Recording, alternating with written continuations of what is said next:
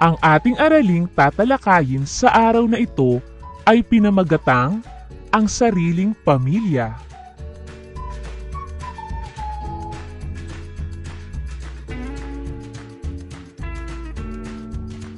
Ang bawat pamilya ay may iba't ibang katangian. Iba-iba ang miyembro, pinagmulan, tradisyon at kaugalian, maging tungkulin at karapatan ng bawat isa.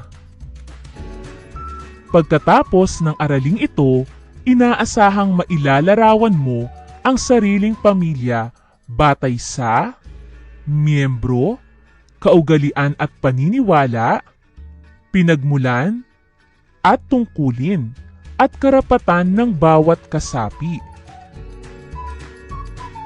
Masdan ang mga larawan sa ibaba at basahin ang kasunod na talata. Isa-isahin natin ang mga kasapi ng pamilya na nasa larawan.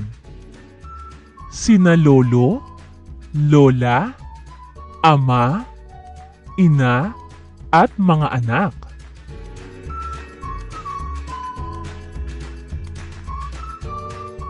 Ang ama ang nagsisilbing haligi ng tahanan. Siya ang nagtataguyod ng pamilya. Ang ina naman ay kaagapay ng ama sa pamilya. Siya ang itinuturing na ilaw ng tahanan. Siya ang nangangasiwa sa mga pangangailangan ng tahanan. Ang mga anak ay katulong ng mga magulang sa mga gawaing bahay.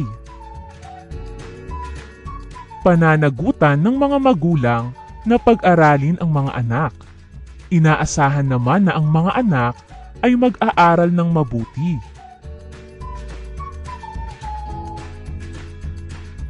Sagutin ang gawain sa pagkatuto bilang isa.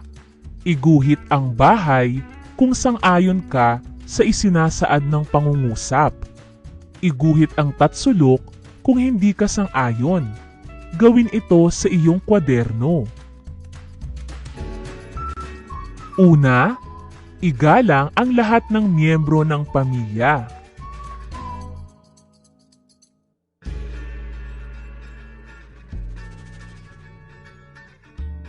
Ikalawa, huwag makiramay sa kamag-anak na namayapa.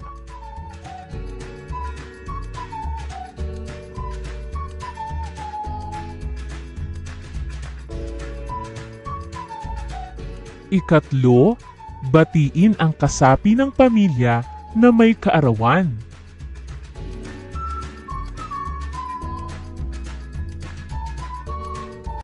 Ikaapat, tulungan ang mga magulang sa gawaing bahay.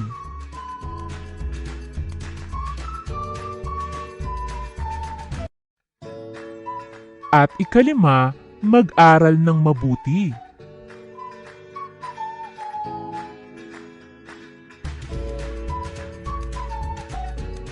Gawain sa pagkatuto bilang dalawa. Iguhit ang thumbs up kung ginagawa ng kasapi ng iyong pamilya ang kanilang tungkulin at karapatan. Thumbs down naman kung hindi. Una, nag-aayos si Tatay Jerry ng sirang upuan.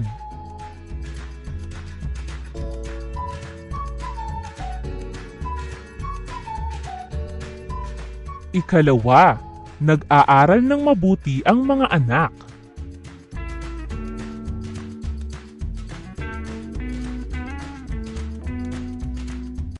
Ikatlo, pinananatili ni Nanay Alice ang kaayusan ng tahanan.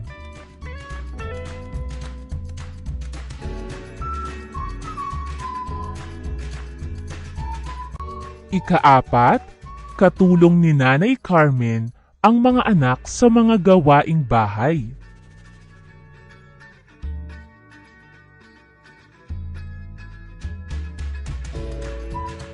At ikalima, nagtatrabaho sina Tatay Ador at Nanay Roda para sa pangangailangan ng pamilya.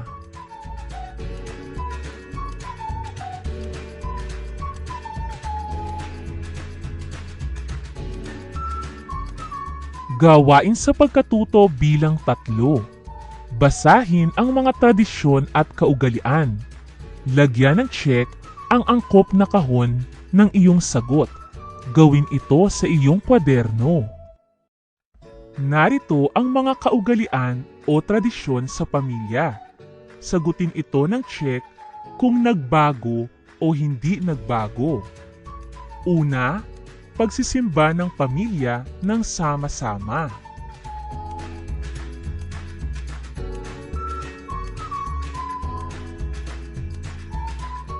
Ikalawa, paghahanda tuwing may kaarawan.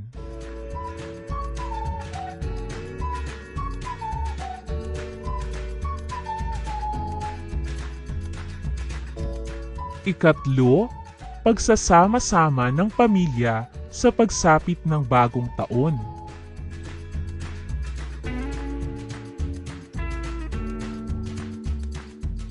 Ikaapat, pagmamano ng mga bata sa mga nakatatanda.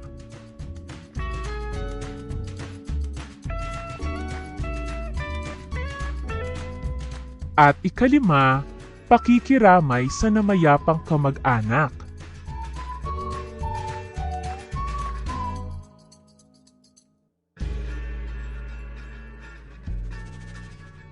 Gawain sa pagkatuto bilang 4. Masdan ang mga larawan. Lagyan ng puso kung ang larawan ay nagpapakita ng kasapi ng pamilya na gumaganap sa kanyang tungkulin. Lagyan naman ng tatsulok kung hindi. Gawin ito sa iyong kwaderno. Una,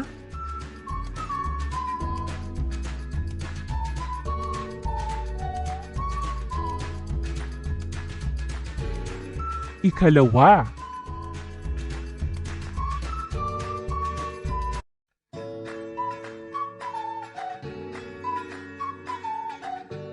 ikatlo,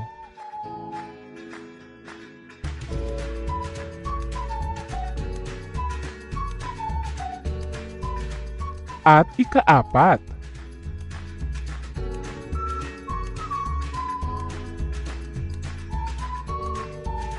Gawain sa pagkatuto bilang 5. Isulat sa kwaderno ang T kung tama ang pahayag at M naman kung mali.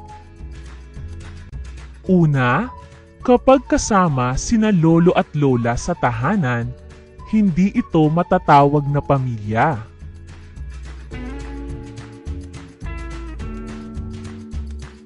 Ikalawa, ang pagkain ng sabay-sabay ng pamilya ay dapat na ipagpatuloy.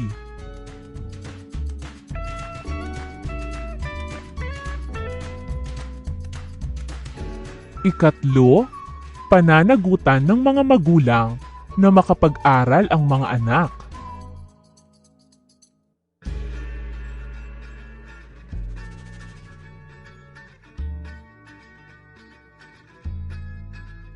Ikaapat, batiin ang magulang o kamag-anak na may kaarawan.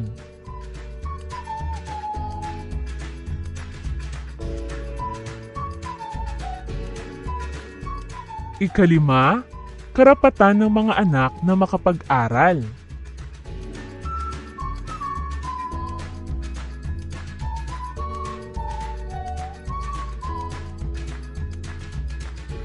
Bilang pangwakas na gawain, punan ang mga patlang upang makabuo ng makabuluhang pangungusap. Narito ang mga pagpipilian: kaugalian,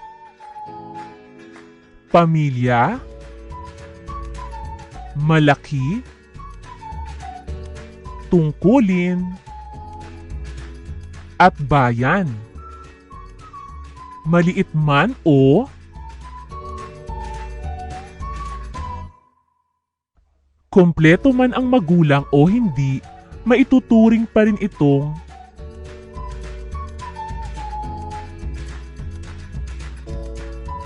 ang bawat pamilya ay may iba't ibang at paniniwala. Mayroon kang iba't ibang